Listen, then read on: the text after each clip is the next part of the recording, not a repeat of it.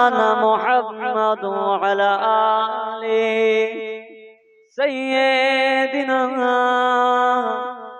مولانا محمد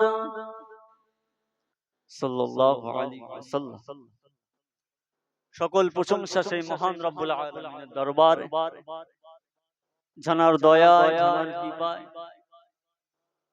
আজকে সুস্থ হালাতে, সুস্থ অবস্থাতে এত সুন্দর এক জান্নাতের মাহফিলে বসার মতন তৌফিক দান করেছেন।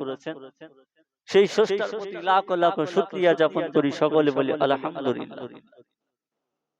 তারপরে পরে জানা জেনে নবী জানাকে না সৃষ্টি করলে এই দুনিয়ার কিছু সৃষ্টি হতো না। সেই স্রষ্টার প্রতি, সেই মহামানবের প্রতি লাখ লাখ দরুদের নজরানা পড়ি, সকলে বলি সাল্লাল্লাহু আলাইহি ওয়াসাল্লাম।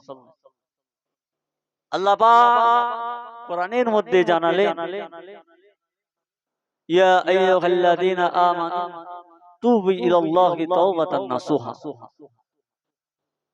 হে আমার মুমিন মুসলমান বান্দা বান্দীরা,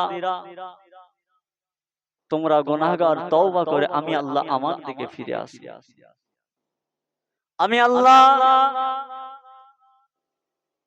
আমার দয়া তোমার গুনাহ বেশি হতে পারে না।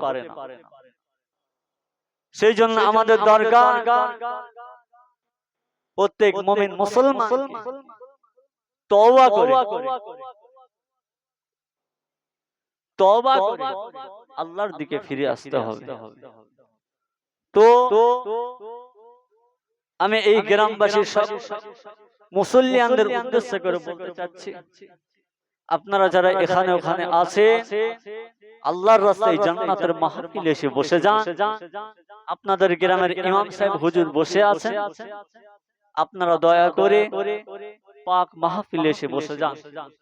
যে কথা বলছি, তুবু ইলাল্লাহি তাওবাতান নাসুহা, তওবা করে আল্লাহর দিকে ফিরে আসি।